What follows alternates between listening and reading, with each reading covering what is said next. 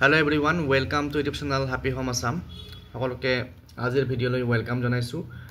আৰু আজিৰ ভিডিঅ'টিত আমি চাম আমাৰ অসমৰ যিবিলাক আপাৰ প্ৰাইমাৰী স্কুল আছে তাৰ পিছত হাই স্কুল আছে বা হাই সেকেন্ডাৰী স্কুল আছে তাতে গ্ৰেজুৱেট টিচাৰ বা আপাৰ প্ৰাইমাৰী এসিস্ট্যান্ট টিচাৰৰ কোট কিমান ভ্যাকেন্সি খালি আছে সেইখিনি চাম আৰু ইতিমধ্যে আমি যিমানখিনি ভ্যাকেন্সি ডাটা পাইছো 2024 জুলাই মাহলৈকে পাইছো আৰু তাৰ পিছত আমি পোৱা নাই কিন্তু 2025 চনলৈকে 2025 চনৰ ফেব্ৰুৱাৰী মাহলৈকে কিমান ভ্যাকেন্সি খালি আছে গ্ৰেজুৱেট টিচাৰ আৰু আমাৰ যি গ্ৰেজুৱেট টিচাৰ আৰ্টছ সায়েন্স আছে ভাগ তো সেইখিনি আমি চাম গটিকে আশা কৰিছো ভিডিওটো শেষলৈকে চাব যি সকলে চেনেলটো নতুনকৈ সাবস্ক্ৰাইব কৰি লব আৰু এই ডাটাটো মই আজি পাইছো আজি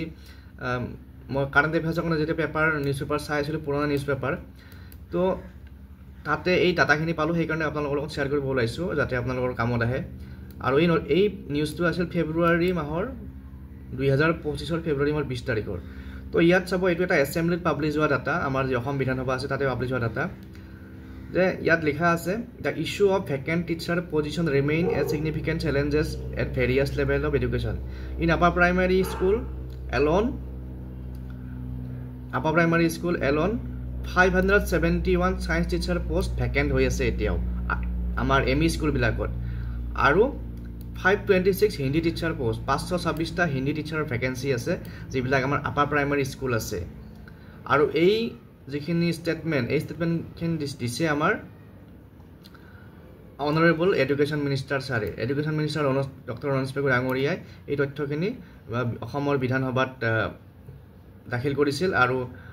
এমএলএ অখিল গগৈ ডাঙৰীয়াই পুৰা প্ৰশ্ন উত্তৰত এই তথ্যখিনি দিছিল তো আমাৰ অসমত এতিয়াও ইউপি স্কুল বিলাকত এমই স্কুল বিলাকত 571 টা সায়েন্সৰ টিচাৰ আৰু 526 টা হিন্দী টিচাৰ পোষ্ট খালি আছে আৰু এটো আমাৰ যিবিলাক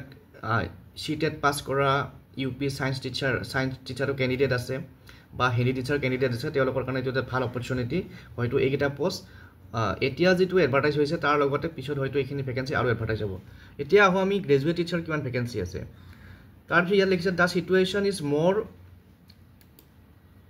the situation is more critical in higher secondary school where 4368 science teacher position তো 4368 টা আমাৰ হাই স্কুল বিলাকত গ্ৰেজুৱেট টিচাৰ বা সায়েন্স টিচাৰৰ ভ্যাকেন্সি খালি হৈ আছে তো ইতিমধ্যে আমাৰ এডভাৰটাইজ কিমান হৈছিল এবাৰ চাই লও তো আমি যদি চাও গভৰ্ণমেণ্ট স্কুলত গ্ৰেজুৱেট টিচাৰৰ 56 টা পোষ্ট এডভাৰটাইজ হৈছিল 56 আৰু আমাৰ যি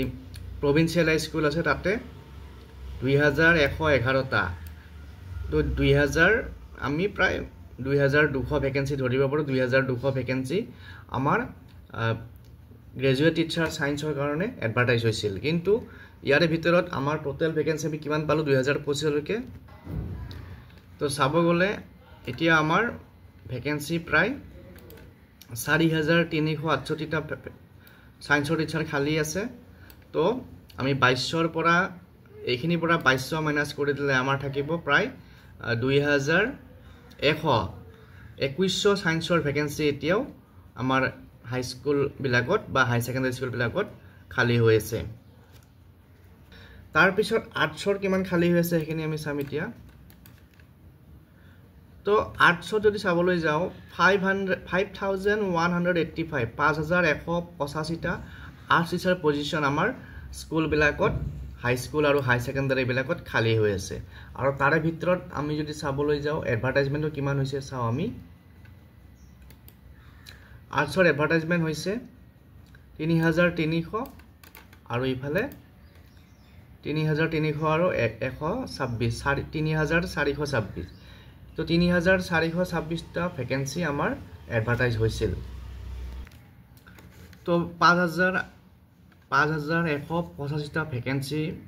আৰ্টছৰ খালি আছে কিন্তু আমাৰ এডভাৰটাইজ হৈছিল 3426 তো ইয়াৰ পিছত আমাৰ ভ্যাকেন্সি থাকিব লাগে প্ৰায় 2400 ভ্যাকেন্সি এতিয়াও আৰ্টছৰ খালি আছে হয়তো আমাৰ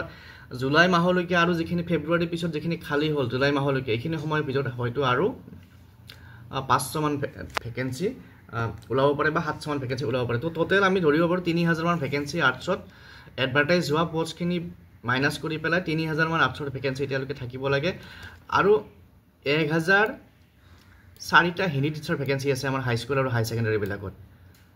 1004টা, কিন্তু আমাৰ এডভাৰটাইজ হৈছিল 642। তো 642ৰ পিছত এতিয়া প্ৰায় হয়তো আৰু 500 মান হিন্দী টিচাৰ ভেকেন্সি খালী থকাৰ সম্ভাৱনা আছে। গতিকে এইখিনি ডাটা ইম্পৰ্টেণ্ট ডাটা হয়, আজি মই পাই পেলাই আপোনালোকৰ লগত শ্বেয়াৰ কৰিলোঁ। তাৰ লগতে আমাৰ ইয়াতে যিবিলাক আমাৰ 6 শিডিউল এৰিয়াৰ হাই ছেকেণ্ডেৰী স্কুল বা হাইস্কুল আছে, তো ইয়াতে 6 শিডিউল এৰিয়াত 317 ছায়েন্স টিচাৰ ভেকেন্সি আছে, আৰু তাৰে আৰ্টছ টিচাৰ আছে 322 আৰ্টছৰ ভেকেন্সি, আৰু 246 হিন্দী টিচাৰ ভেকেন্সি আছে। আৰু ইয়াৰে হয়তো BTCত এতিয়া ৰিচেণ্টলি অলপ এপইণ্টমেণ্ট হ'ল, কিন্তু আমাৰ যিবিলাক ডিমা হাছাও অট'নমাছ ডিষ্ট্ৰিক্ট আৰু ইফালে কাৰ্বি আংলঙৰ এপইণ্টমেণ্ট এতিয়ালৈকে আৰম্ভ হোৱা নাই, হয়তো তাতো আৰম্ভ হ'ব সোনকালে। গতিকে আজিৰ এই ভিডিঅ'টিত আপোনালোকৰ লগত শ্বেয়াৰ কৰিলোঁ এই তথ্যখিনি। গতিকে আপোনালোকে এই ডাটাখিনি নোট কৰি থৈ দিব, কাৰণ যথেষ্ট ইম্পৰ্টেণ্ট ডাটা হয়। আৰু ইয়াৰ পৰা এটা আমি আইডিয়া কৰিব পাৰিলোঁ লেটেষ্ট কিমান ভেকেন্সি আৰু থাকিব পাৰে। আৰু আশা কৰিছোঁ চৰকাৰে যিখিনি ভেকেন্সি এতিয়া ভেকেণ্ট হৈ আছে, এডভাৰটাইজ হোৱা নাই, সেইখিনিও খুব সোনকালে